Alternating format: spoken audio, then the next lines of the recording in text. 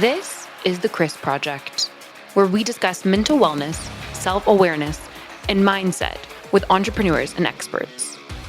Set your perceived ideas and biases aside, and let's go on our journey for yourself, for your family, for the world.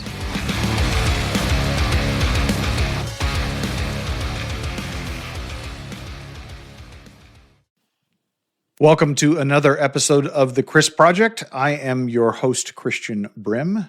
Joining me today, Bart, not Brett Merrell, the side hustle ninja, right? Samurai. Which Samurai.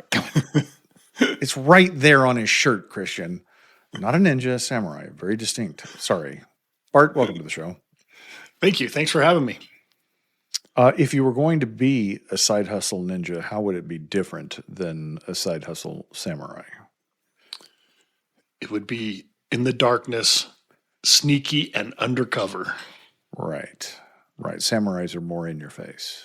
Yeah, samurais are the warriors. Okay, I'm going to go down this very strange rabbit hole real quickly. Okay. You look like you're of my age. Did you ever hear a band called Oingo Boingo? I did. Okay, they had a song called Reptiles and Samurai. Did you ever hear it? I probably did, but I would have to hear it to recognize it. I want you to go listen to it because it describes samurai, and we'll see if you connect there. Okay, I will.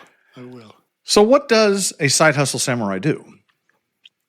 So I have never had a real job. I've always done my own thing, not on purpose. My goal was to get in the FBI and chase serial killers. That was my dream. Pause. Why would you want to do that? That sounds terrifying. So I watched a movie when I was about 17 or 18. It was called Manhunter. And it was I don't know if it was the preface or if Silence of the Lambs was a remake of Manhunter. I believe that's what it was. Okay. And that Manhunter, the way the agent just had to get in people's minds and catch these killers just fascinated me. And I was stuck. I mean, my mom said the same thing. Why would you want to do that? And now, did you watch Mindhunters? Mindhunters. This is a recent series. It was about the FBI serial killer program, the Profilers, that started in the 50s. But it used real life serial killers like Charles Manson. No, I haven't seen that. Jeffrey Dahmer. Oh, you have because the reason why I asked that is because no spoilers here, but like getting into the mind of these people really screwed up the agents, like because you had to go dark places. Yeah. And that is kind of what happened in Manhunter as well. That is not in Silence of the Lambs. That guy got in a dark place to catch the guy, and so maybe it wasn't the best choice, and it didn't happen. You were 17, but that was my goal. We had a FBI agent friend who said the easiest way into the FBI was through accounting, and once you get in, you don't have to stay in the white collar area. When jobs open up, you apply, and if you're good, if you're the one they pick, you get it. And so that was my goal. I went to school, I studied accounting. I wasn't good at it. I didn't like it, but it was a means to an end, and I did it. I had one semester, one quarter left, and I took off and I went home to New Mexico to work on the farm with my dad and improve my Spanish, because Spanish is something that the FBI like. And while I was there, this is back in 92, 93, somewhere in that range, radiokeratotomy, RK surgery for your eyes, had just come out. And I had friends in customs, in border patrol, cops that were getting it done, and it was really successful. I'm down in Podunk, New Mexico, making money, no place to spend it. I'm like, I'm going to do it. And I went and got it done, corrected my vision, 20/20 in one eye, 20/25 in the other eye. I got back up to school started the application process for the FBI and found out that automatically disqualified me from the FBI. Having the surgery. Yes. Interesting. Because it was still considered experimental. Okay. And they didn't want to spend thousands, tens of thousands, however much they spent to train me, get me up to staff, and then lose my sight. Their loss. So I was devastated. Yeah. I was up at school doing my part-time job of landscaping for $5 an hour, and a buddy of mine asked me jokingly, "Hey, you want to go back to Japan? Because we just sold a bungee tower in Japan." And I said, not jokingly, seriously, I said, yes, I'm in. Let's do it. 3 months later, I was in Japan pushing little Japanese people off the top of a bungee tower. And it kind of feels like bullying, you know? I mean, you're a large white man throwing these small Oriental people off the... sorry, go ahead. Yeah. And that's kind of where things derailed from the FBI and re-railed into something else that just has... I just do what comes through my life, good, bad, or ugly. I always ask, how can I monetize it? And this is something I got from my dad. My dad was a pig farmer, but he had his hands in many different areas in the agricultural industry. Mm-hmm. He was part owner of a dairy farm in Idaho, part owner of a mushroom warehouse in Utah, part owner of a produce warehouse that would bring produce from Mexico and then distribute it to the grocery stores that was in Arizona. It was actually where Diamondback Stadium now stands. And when they wanted that piece of property, they made a good chunk of change because they paid well. I can imagine. And that's just, Dad never set me down and taught me the birds and the bees of business. He just showed me by example by what he did. Right. And so when I was caught in a bind and things... So I'm in Japan, and I'm going to the gym, and I'm the biggest gringo, the biggest gaijin in the gym, or the only gaijin in the gym, biggest person in the gym. And people, except for the staff, didn't talk to me because they were either scared of me or they didn't think I spoke Japanese, whatever the reason. And one time, about probably 2 or 3 weeks into going to the gym, this guy comes up to me and he goes, "Hello." Now, did you speak Japanese? Do I speak Japanese? Yes. Yes, I did. Okay. All right. I had lived 2 years in Japan before that. Okay. And so this guy comes up and he goes, "Hello." And I said, "Hello." And then I started speaking Japanese to him, and he's like, "Whew." Because that was all he knew. Yeah, he says, "I was done at hello." Yes. We became friends about 6 months to a year later. He was a big rig driver in Japan. Okay. And he decided, he's like, "I want to stop driving big rig. I want to import trailers, camping trailers, trucks, diesel pickups to pull the trailers. Will you help me?" I had no idea what I was doing. I said, "Yeah."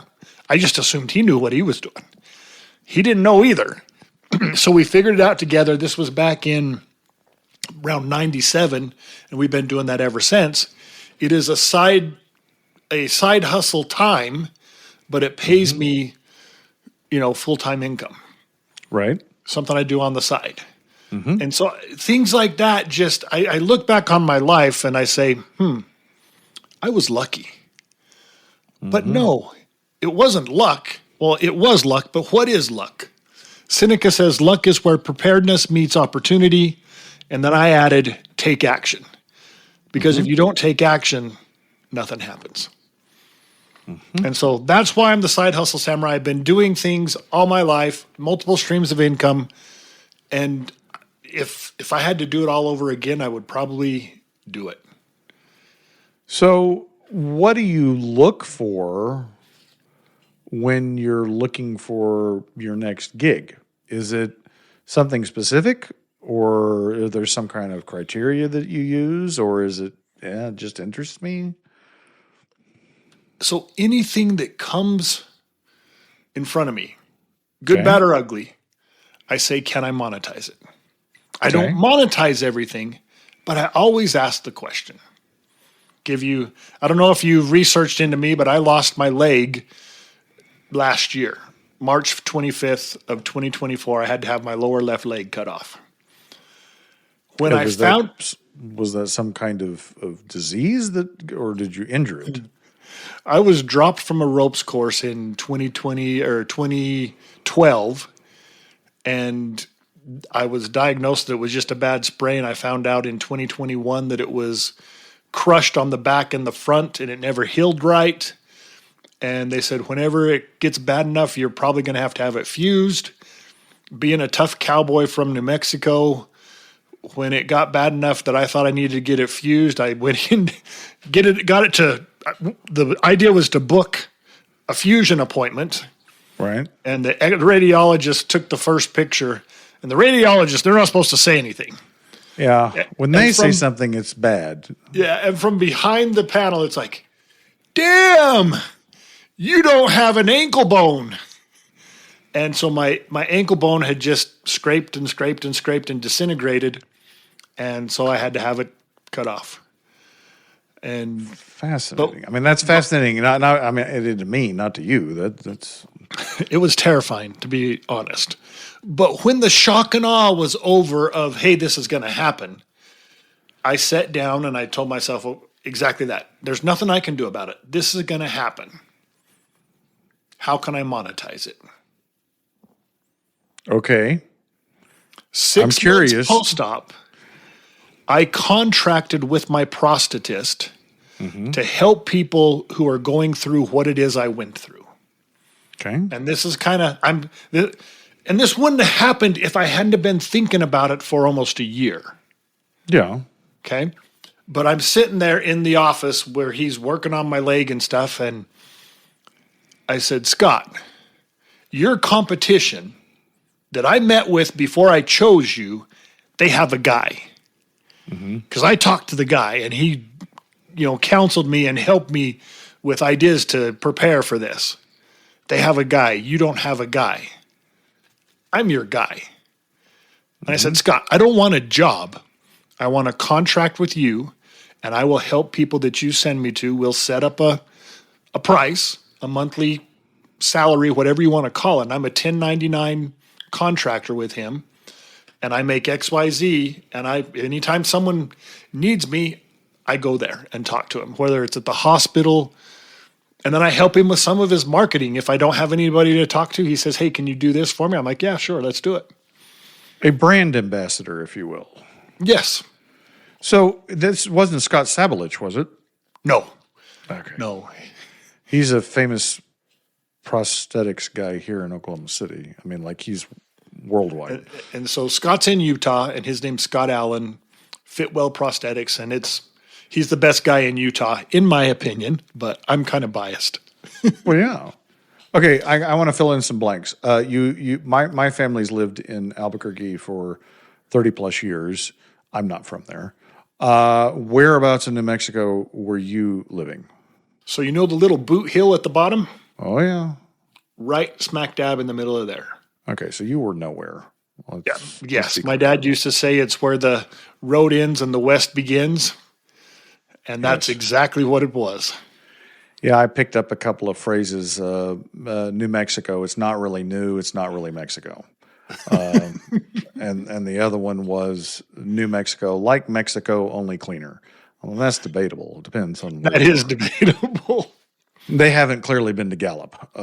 So sorry, Gallup, if anybody's listening. Exactly. And anyway, so that's kind of how my mind works. And it's because of watching my dad and then my dad encouraging me. As a kid, I loved music. And I bought my first stereo at age 11. I worked on the pig farm all summer. It was a Sanyo all-in-one system. Yes. $285. It had the cassette deck over here. What was over here? You're old enough to know. You had a dual cassette, so you could dub tapes, no? It was an 8-track player over here. Okay, yes, right. And then the tuner in the middle, record on the top, and I was into it, man. I love music. Every time, little did I know, this was a liability because every time we went to town, I had to buy the new tunes. And back then, it was the full cassette tape. You had to buy all of it, whether you liked it all or not. Yep. And so when I turned 15, got my driver's license, I turned that into my first business. I was a mobile disco business. But in Podunk, New Mexico, where nobody was hiring 15-year-old DJs. So I I rented the community center, hired an off-duty cop for security. Mom and dad took money at the door. I spun records. Everybody danced and had a good time after the football game or the basketball game on the weekend. Now you're a promoter. Yeah, right. made $600-700 a night. And then guess what happened? After I did that for, I don't know, a year and a half, now the schools wanted to do their own dances and they hire me. So have you had any, I find the phrase monetize, but understanding that you're an accountant by trade or by education, that makes more sense. But layman's terms might be, how can I make money off this? Right? Yes. So have you run into situations where you thought that you were going to make money and realized that this isn't going to make money? So for several reasons. So I'm in Japan, and there is a restaurant that I love. It's called Koko Ichiban Curry. I don't know if you've ever had Japanese curry, but man, to me it is actually the best I have, curry. Which is strange, but yes, I have. we have a great ramen bar here in Oklahoma City that is, I think you could plump it down in downtown Tokyo and it would stick. Well, this restaurant is the first place I go when I land in Japan, and it's the last place I go when I leave. And I thought, I want to take this to America. I want to do this. And I actually had a Japanese guy that was going to back it, was going to fund it. He says, and I had to check with my other Japanese friends to make sure I understood what he said. But he said, if you don't make it, don't worry about the money. But if you make it, we split. And I was like, well, what kind of split? Oh, whatever you think is fair. So this guy was just a friend. He wanted to help me out. He was well off. And like I said, I had to check with my other friends just to make sure I really understood what he said. Am I hearing this correctly? Yes. And so I had it all set up, and I came home and I was doing the research and getting things ready to go. And I decided, you know what? I like to eat curry. I don't know that I want to work that hard in a restaurant. Restaurant business is brutal, dude. And it's not easy. It's you're working all the time. And unless you're really good, you don't make money. I mean, now the thing about this, where is home? Like, where were you going to do this? In Utah. Okay. And the thing about this restaurant in Japan, all of their franchisees were in profit their first year. Mm-hmm. And if you go to Okinawa or go to Tokyo, where the American base is, you go there on a Friday and Saturday night and you think you're in America because it's all gaijins over there that are in this restaurant. And so I was sure it would fly. Well, and who knows how sure I was. But I just didn't want to work that hard. And so I said, no, I don't want to take your money. Because I really had nothing in the game. And so if I kind of got into it and just kind of, halfway did it, it wouldn't succeed anyway. Right. And so I told the guy, I says, I don't want to work that hard. And so that's one that didn't necessarily fail. I stopped it before it did. Okay. Me and a buddy of mine, we did a snowmobile rental company. Mm-hmm. And we both like to snowmobile. Now, I don't like to just cruise around on the trails and stuff. I got to be doing something that's going to get me hurt, climbing, jumping. But I liked snowmobiling. And so we were going to take the machines up to the top of the mountain and rent them from the top of the mountain. So people wouldn't have to pull their own sleds. They could just come in their car, park, and go. And we did that for probably 3 years, but it just didn't. You're depending on the weather. Mm-hmm. I think when we were done, we were both in debt somewhere around $20,000. So we didn't lose tons, but we didn't make money, and we did spend a lot of time and effort. Yeah. And so that was a learning experience, because you're dealing with the public when it comes to, they don't care about your sled, and they beat the hell out of it and they bring it back and think it's okay.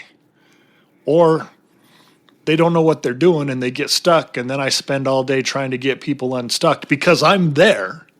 Right. And so someone comes back and goes, oh, we need help getting unstuck. And so what am I doing? I'm doing the stuff that everybody hates to do, getting unstuck. So did that change the paradigm of what you're looking for, from a go forward standpoint? I mean, did you, like for me, I would have taken that and said, okay, I'm not going to do anything that's, dependent on the weather, or I don't want to do anything that is public facing. Like I have to go out and service customers. Like, did that change your paradigm or thinking? At least with the weather.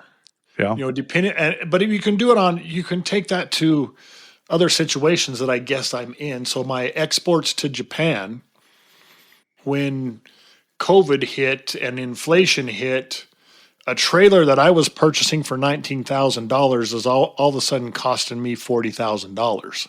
Yes. And then you had the Japanese yen go from 108 yen to the dollar to 150 yen to the dollar. So they're having to spend 42% more to get the money to pay me, plus the product just doubled. So that was tough. Then you had the supply chain hold up. Yes. And so I would order a trailer. They couldn't tell me when it would get done or how much it was going to cost when it does get done.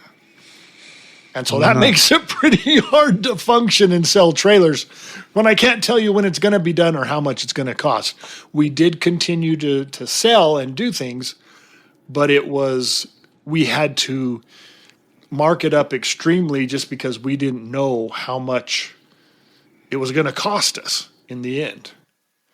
And then you had to have a very patient end user to be willing to wait and just take the updates and be okay with it. So you have described yourself, and I'm thinking, comparing it to myself, Perry Marshall I was at one of his live events, and he described entrepreneurs as two classes. He said there's builders and there's artists. And he said, builders see a opportunity and I don't say exploit it, they take advantage of it, right? The artist is motivated by passion. So this is something I love to do, and therefore I'm going to build a business around it. I don't really think anybody's one or the other. I think it's more of a continuum, but it does speak to that idea that what are your motivations for being in business? And I sometimes wish I was not as much of an artist, because as an entrepreneur, you see all kinds of opportunities around. Like, man, somebody should fix this. It's just that it's like you go into any establishment and it's like, I wonder why they do that way. I wonder if they did it this way. That it's just a sickness. Do you think that's a fair paradigm, and do you agree with that assessment of yourself? So when I look at things, and so when I try and get someone to teach them how to think like me, we go through a process. Because if you didn't grow up with my dad or someone like my dad, you don't think like I do. And so I'm trying to instill that in my clients. And so we go down, what do you like to do? Okay. What do you need to do? What are you already doing? And then we ask the question, and so we make lists. And I say, don't even think about if you can monetize it or not. I want you to make lists of these three things. Now let's take it one step further. What would you like to learn? What do you need to learn? What have you already learned that you can get compensated for if you shared that with someone who wanted to learn it? And so I take them down that to get them thinking, to get them to say, hey, what do I know? What can I share? And so if you want to use the word exploit, take advantage of the things that are all around me. If you're doing a side hustle in this day and age with time being so valuable, that's your most precious resource. Yes. Why not monetize the stuff that you're already doing? No. That's a brilliant idea. Whether you like it or not. I didn't, and let me rephrase that. I didn't enjoy getting my leg chopped off. I do enjoy talking to people and helping them through the process. Right. Okay. Another thing, I think that what you need to do is overlooked by so many people. So several years ago, my wife, she said to me, "You're giving me way more than I bargained for, and I would like to see a little less of you." Meaning I was overweight. Ah, okay. She says, "You've been working on that before picture way too long. It's time to start working on the after picture." Now, she was being funny, but she was right. I mean, I look back on my before and after pictures and I go, dang, I was in bad shape. Mm-hmm. But so when she convinced me, or we both said, okay, I need to lose weight, my first thought was, if I'm going to lose weight, I'm going to get paid for it. Like Marie Osmond, who is the spokesperson for Nutrisystem, mm-hmm. Dan Moreno was part of it back then as well. And so I went to GoDaddy, and I said, okay, I want to give my wife what she bargained for, so I want to get back to my wedding weight, which is a goal that a lot of people have. I typed in backtomyweddingweight.com. It was available. I bought it. I went in, and I didn't even know how am I going to lose weight? I had no idea how this was going to happen. But if it's going to happen, I'm going to make money doing it. I went in search of the holy grail of weight loss programs to help me get healthy and lose weight. Back then, it was the 90-day challenge of people dieting and getting their butt to the gym. And mm-hmm. I had enough motivation to get to the gym, pay for my 3-year membership, and then never go back again. And that is exactly what happened. And so I held on to this domain name for 7.5 years. And then finally, my friend Beth, she called me from California and she says, "Bart, I found it. It's amazing. You got to try it. If you try it and you don't like it, you get your money back. You got to try it." And I'm like, Beth, what is it?" And she said, "It's the 10-day celebrity transformation cleanse." And I said, "Beth, I want to do a 10-day cleanse like I want a colonoscopy, and that's not very bad." Not very bad. Well, I mean, they'd be similar. Yeah. And she paused for a second. She's pretty quick on her feet. And she says, "Well, at your age, you probably need both." Thanks. And long story short, she kept on pressuring me. First cleanse, I lost 18.5 pounds without stepping foot inside a gym. I was excited. I bought another one. So I paused for like 4 or 5 days, went back, did another one. Another 11 pounds gone. So in less than 30 days, I'm down almost 30 pounds. In 2 months and 5 days, I lost 48 pounds and got back to my wedding weight and was giving my wife what she bargained for. And it's been, I mean, this was years ago, and I'm probably 10 pounds up from the 48 that I've lost. And so I've kept most of it off. If I get a little too heavy, I do another cleanse. And it's not a juice cleanse. It's a vegan cleanse is basically what it is. And it cleans out your system. Anyway, it was the holy grail of weight loss programs. And that's not what this is about. What it's about is by cleanse 3, people started noticing. Right. I was walking my dog in front of my house, and one of my neighbors from down the street was driving by, and he stopped to see who was stealing Bart's dog. And he's like, "Oh, that's you. Wow, what have you been doing? You look 20 years younger," is exactly what he said. And so when that happened, my domain name became a stream of income. And so even to this day, if I do a cleanse and I'm drinking my green drink on social media and I'm showing my before and after pictures, that domain name makes me money. It's not a lot, $50 to $1,000. Right. But I'm getting paid for something I was already going to do. Yeah. And that's a fascinating mindset. I mean, I love it. I can't really find any fault in it. let's pivot a minute. Before we started the show, we were talking about the origin story of the Chris Project, and then you brought up that when you learned that you were going to have to amputate your leg, that was a bad place. So how do you handle those downturns? Because just listening to you, it sounds like you are a opportunistic and optimistic person, right? Like you see opportunity, and therefore optimism comes from that everywhere. But what about when that doesn't work? So I had 6 months to think about getting my leg cut off for various reasons. It was the end of the year. So first off, it was for insurance reasons. Let's wait till the first of the year.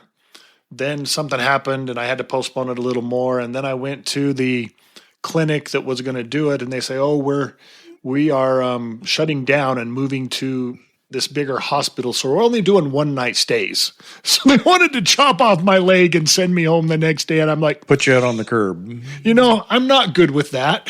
Yeah. And so I switched to a different doctor, a different hospital. But people were always asking me, "How are you so positive about this?" How I would be devastated. And I don't know that I have a great answer, because I think about it, because walking through those hospital doors that morning, I may have been limping, but I was walking into the hospital to get my leg cut off. Mm-hmm. And that was the most terrifying thing I've ever done. And I've done some pretty stupid, crazy, adrenaline junkie stuff. Mm-hmm. But to me, and the best way to explain this to me, I felt like dead man walking, a prisoner walking to the death chamber, because I was walking in, but I wasn't walking out, because I'm not going to have a leg. So did they amputate it below the knee, above the knee? Like Below the knee. Okay. And I didn't know how bad this was going to hurt. I'd never done it before. So many questions going on in my mind. How much, you hear all about phantom pain. Am I going to have phantom pain? All of these things going through my head. And my focus was, I'm expecting the best, and the best is going to happen. If it doesn't happen, then I'll deal with it. But I expected the best. One of my other side hustles is a dog trainer. So that's one of my big incomes, and I kind of fell into this side hustle as well. I adopted an 8-month-old Rottweiler that didn't know the word no, and I didn't know how to fix it. I kept bugging a friend of mine who was a dog trainer, and he said, "Bart, we're doing a train the trainer program. You should come to this program and train your own dang dog." And so I did. And if I'm going to train my dog, I'm going to get paid to train other people's dogs. And I get paid very well to play with other people's dogs. But that's going to be hard to do with one leg, especially when you don't know how much pain you're going to be in. Right. And so obviously I'm a little worried, because it's a good chunk of my income that's going to go away for who knows how long. My goal was to get back to training by 4 months. And I was back training by about 3.5 months. And as soon as I got my leg and I was comfortable enough, I started bringing in some dogs and started training. And so I do a board and train at my house, where the dog comes and lives with me for 24 days, and then I hand it back off to the customer. And I think a lot of it is positive attitude. And so we're going back to how did I get that? Because I expected the best happened. So what if the best doesn't happen? Then I deal with it. Right. So back to how am I that way? My dream job got blown up. What did I do? I did something to make it happen, to make it work. Things happen and you got to deal with it. I think that I deal with it Because I grew up with the name Bart. Grade school, it was Bart the Fart. Yes. And but the thing is, I'm fairly decent sized. I'm 6'4", I'm 235-ish right now. Mm-hmm. And growing up, I was on the bigger side. And so I was able to defend myself. If you're big enough to make fun of me, you better be big enough to kick my butt. Mm-hmm. And so I fought a lot in grade school and high school. You go to high school and they got a little bit more creative, and there was more things that they could say. And some of them I can't say here on the podcast, but one of them was sterile Merrell, not something to be. And so the Johnny Cash song, "A Boy Named Sue," is real. Mm-hmm. And so going through those things as a kid built up my character. I mean, right now we have safe spaces, and I don't want to get too political, but you have all these things, participation trophies, and then we wonder why someone's girlfriend breaks up with a kid and he goes and shoots places up. Right. It's because they don't learn how to deal with stuff growing up.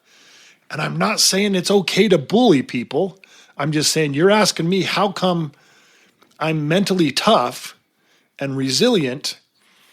I think that's it. Are you aware? I think it's Singapore that has like resiliency training that they do for kids, like nationwide. It may not be Singapore. I don't know. No, I'm not aware. I don't know anything about it. I just was reading about it, and I don't know what that entails.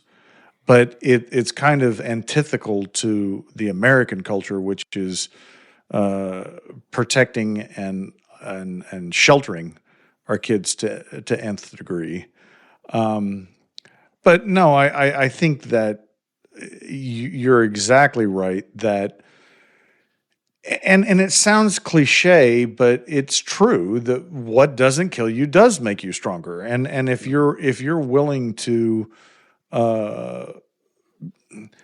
grow from it as opposed to be a victim of it, I don't know what the answer is for our society in America per se, but I do know that what you're describing, your life, the way you described it,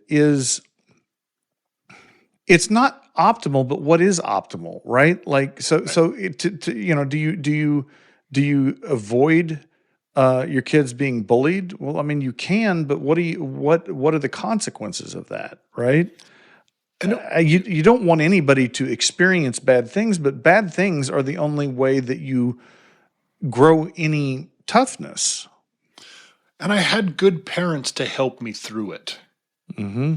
I had good parents that supported me, anything I went to do. So I think back of some of the successes in high school. I was a member of the FFA. I don't know if you know what that is, Future Farmers of America. Future Farmers? I'm from Oklahoma, baby. Okay, I know exactly right what you're on. talking about. And we would have fundraiser drives. Mm-hmm. And one year we were selling magazine subscriptions. Mm-hmm. And you would get points, and you could take those points to a catalog and buy stuff. Mm-hmm. And I set myself a goal, and my dad knew it. My dad knew what I wanted. It was a 243 rifle. Imagine buying a 243 rifle from school nowadays. No. And I had this, it was a nice little hunting rifle. I just thought, that's what I want. And I had this goal. And so my dad said, okay, if you want to hit that goal, it wasn't cheap. It was a lot of points. And remember, we're in Podunk, New Mexico, where there's kids that are going to be going to the same people. Right. And so me and my dad, we set out a plan. He helped me set out a plan. And I got what I wanted, the 243 rifle. Every week they'd have a winning, like who's the high for the week. I won all 3 weeks in a row. Mm-hmm. And I got these big Bowie knives, another thing you probably don't get from a high school nowadays. No. And I bought my thing. I had points left over that I was giving away to people so that they could get what they wanted. Mm-hmm. Mm-hmm. it helped give me confidence in myself, even though there were people that would, call me Bart the Fart or Sterile Merrell, and I just say, okay, you think you're that tough? Come on, let's go. And and so having good mentors, my mom and my dad, having good mentors helped me through it. And it doesn't have to be your mom or a dad. It could be a friend. It could be, just someone who makes you feel like you're worth something. You're worth what it is. And then experiencing good things. If I'm ever down on my cells, I'm having an event this weekend, a Side Hustle Samurai event. And I don't think there's going to be a whole lot of people there. I think we're having between 10 and 20 when I was hoping to have 50 or 60. Right. If I'm even a little bit down on myself, I think about past successes. Well, this is just the starting point. Next time we're going to have more. Okay, next time we're going to have more. And so I don't dwell in the present, which you hear a lot. I don't dwell in the past. I look to the future. And I do what I can now to just make things as good as they can be. Like how did you come up with Samurai for your moniker? I mean, like, it just sounded good. Okay. Side Hustle Samurai. I mean, you got the Yeah, absolutely. And then my experience in Japan, I have samurai swords in my house. I mean,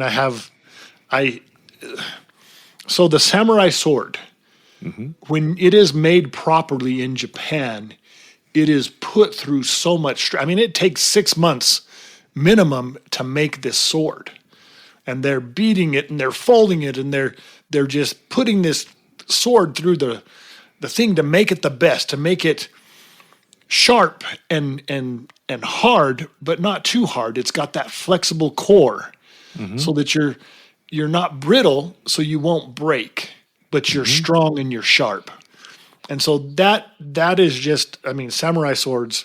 And then studying Musashi, he is the biggest samurai in Japan back in the 1600s, won 60 plus battles, hand-to-hand combat, and his teaching. And we're talking about how to make yourself tougher, and what he talks about is exactly what, if you're a Navy SEAL or Green Beret, you have to go through hard things. And as a samurai, to be the way he was, he was not. He said, you can't become addicted to comfort. You can't become addicted to your passions. You can't become addicted to good food. Eat what your body needs. And I have to admit that I'm very bad at that. But you have to do what's good for your body. If you're too comfortable, if you can only operate when things are optimal for you, that's not good.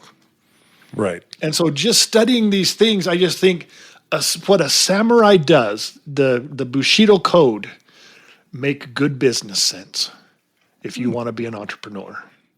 Yeah. Because an entrepreneur isn't for the weak. It goes like this. There's times when you're like, oh crap, when's my next check coming in? When's my next big sell? Yeah. Yeah. Well, so that's how it kind of fits. I love it. So how do people learn more about Bart Merrell, the Side Hustle Samurai? So I have a free gift for your people. It is the 25 Samurai successful sword? What's the samurai sword? No, sorry. Okay. Damn it. But it's 25 successful side hustle ideas for 2025. And this isn't your idea, your ideal side hustle may not be on that list. But the list is going to get your brain to start thinking about stuff you may not have even thought about. And you can get that at youridealsidehustle.com. I love it. And Listeners, once you get that, you're connected with me. You'll get my newsletter and all my information of when my virtual events. I'll be doing virtual events that are free for you to come and learn about trying to identify your ideal side hustle. I have Bart Merrell, the Side Hustle Samurai YouTube channel that I just started, where I drop I drop nuggets every week of, what you need to think about when you're starting a side hustle. It's kind of funny. One of the questions I get, I think it's funny, but like I did graduate in accounting. Do I need to pay taxes on my side hustle? I'm like, you need to pay taxes if you don't want to end up in the clink. Yes. Yes. If you don't want to visit from the popo, you better be paying your taxes. Yes. And so I talk about stuff like that and talk about how, what's the best side hustle out there? It depends. So that's where I give all my information, share all my stuff.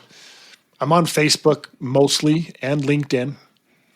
So hook up with me if you want some help. Perfect.